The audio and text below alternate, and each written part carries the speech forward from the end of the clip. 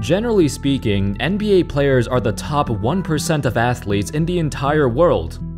Like with most professional sports, you need to have the talent, you need to have hard work, but you also need an exceptional amount of physical tools to make everything work. Of course, not all players are built the same. Some are overweight, some are short, some can barely even jump off the ground, but still, they made it to the NBA for a reason. In this video, we're gonna take a look at some NBA players, past and present, who were blessed with ridiculous physical measurements, to the point where it's hard to believe they're even true. When it comes to genetics, these guys are the top 1% of the top 1%. They've measured in at the absolute extreme. How's it going, folks? My name's Andy, and without further ado, let's get started. Also, if you enjoyed the video, make sure to subscribe. If you like the content, drop a sub or a like, and thank you so much for the support. Donovan Mitchell. He recorded arguably the most ridiculous wingspan measurement ever. At just 6'1", Mitchell has a wingspan of 6'10". That's 9 inches longer than his height. Percentage-wise, his wingspan is 12.3% longer than his height. For comparison's sake, Kevin Durant is listed at 6'10", with a wingspan of 7'5". That's only 8.5% longer. Kawhi Leonard is 6'7", with a 7'3" wingspan, which is 10% longer. When it comes to sheer proportions, Mitchell is a freaking pterodactyl. His long arms and broad frame allows him to play the 2 spot effectively despite being undersized. It's funny cause when most undersized shooting guards come into the NBA, there's always concerns if they can actually play that position, or they'd be forced to move to point guard. For Mitchell, a few people had doubts, but for the most part, everyone knew his long arms would mitigate his height.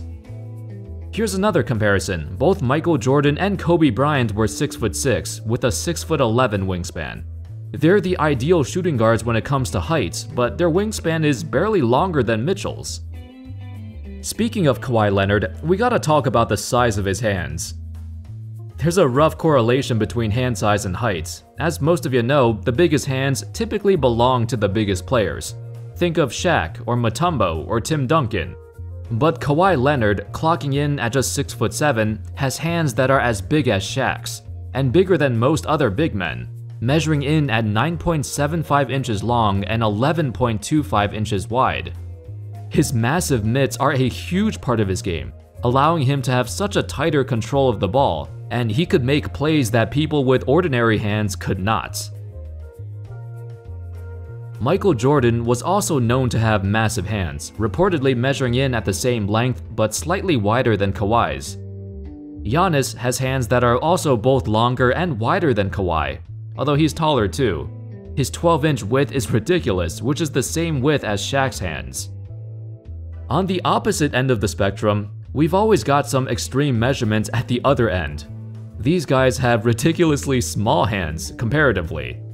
The most prominent player we've associated this with was Kwame Brown. You remember all those times the media made fun of him for having small hands, and that was the reason why he had so much trouble catching passes?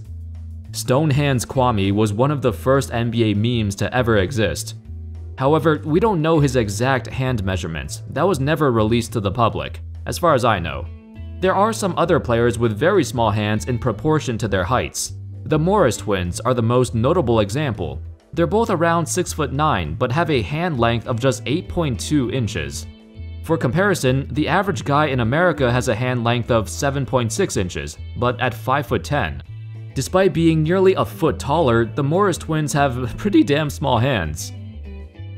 Anthony Davis is another one, listed at 6'10", but his hands are only 8.5 inches wide, hence why we've never seen him palm a basketball. Of course, this hasn't stopped him from becoming a superstar. The best shooters in NBA history tend to have smaller hands.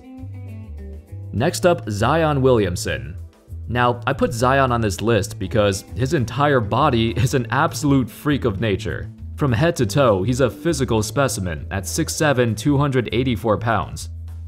That makes him top 5 in the current NBA in weight, despite being significantly shorter than everyone else in the top 5. Not only that, but he reportedly has a 45-inch vertical, which was recorded before his freshman year at Duke. That's freaking insane for how much he weighs.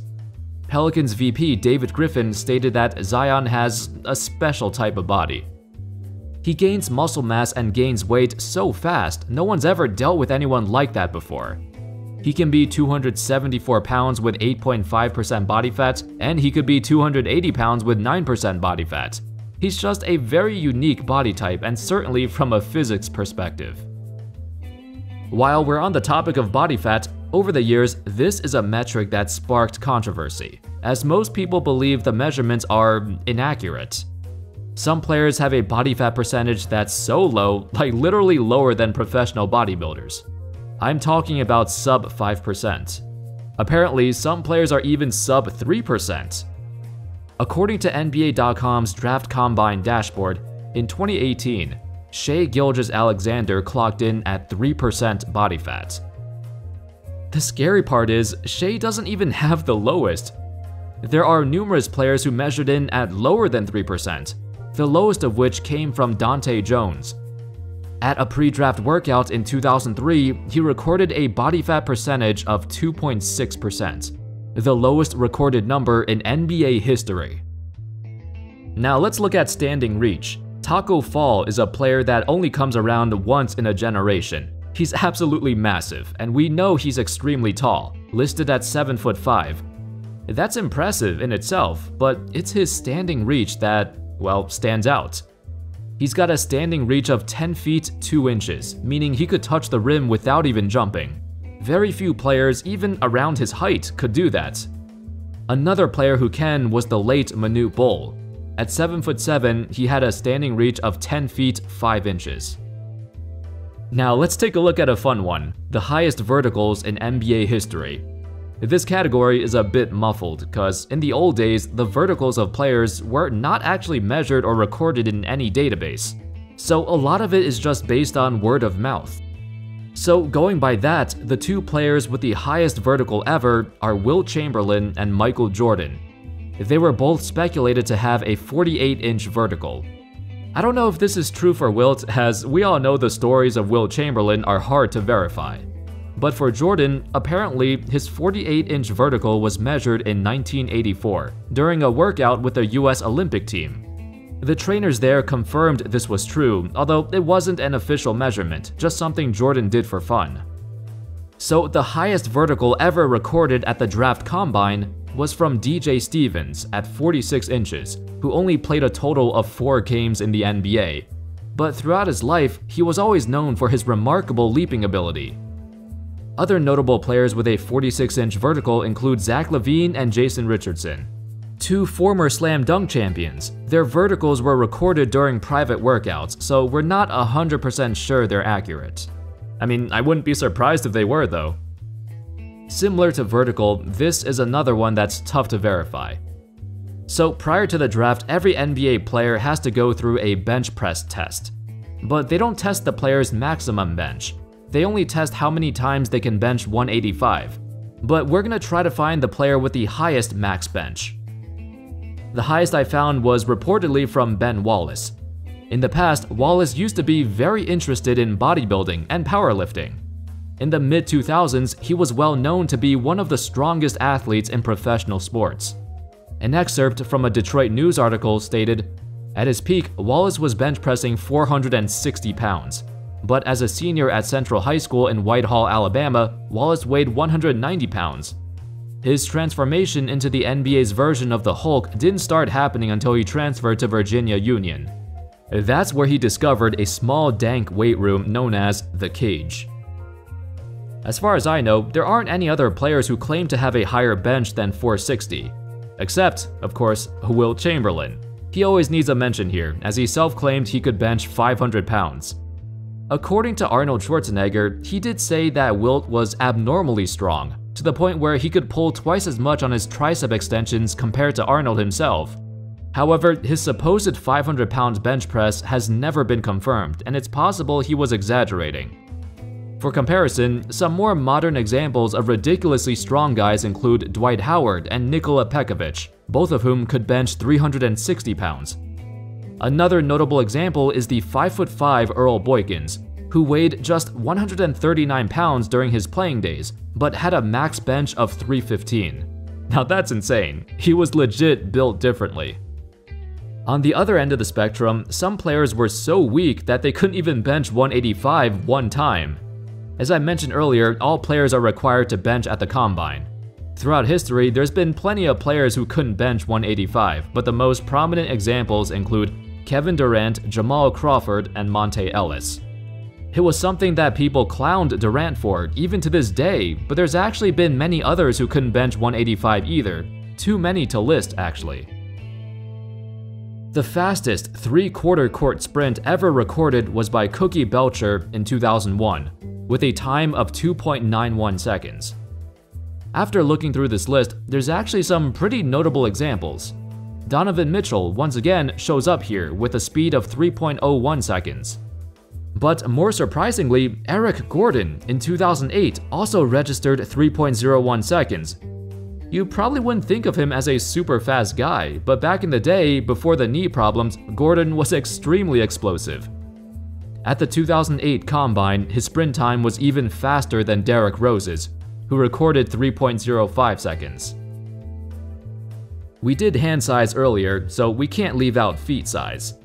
Just like with hands, the players with the largest feet tend to be the tallest players too. Shaq, for example, wears size 23 shoes. Even for 7-footers, he's got some massive feet. However, there's also players who are comparatively much shorter than Shaq, but also have feet that are way oversized. Andre Iguodala is only 6'6", but he wears size 17 shoes. As another comparison, not even guys like Sean Bradley and Manute Bol, who are like 7'6", 7'7", have feet as big as Iggy. Bradley wore size 16 and Bol wore size 16.5. Yao Ming wore size 18, which is barely bigger than Iggy. Most shooting guards are around size 13 or 14, so Iggy's looking like Bigfoot here. And finally, last but not least, I can't make a video about physical measurements without mentioning LeBron. Now, there's nothing in particular that stands out. I mean, his wingspan, his hand and feet size, and vertical, most of them don't really stand out. But what does stand out is the fact that he came into the league at 18 years old, but his overall frame was just so massive. At 18, he came in at 6'8", 240 pounds. That's why we used to call him a man-child. He had the body of a seasoned vet as an 18-year-old. At 240, he already weighed more than most small forwards in the league, and probably more than many power forwards too, especially back then where players were more lanky.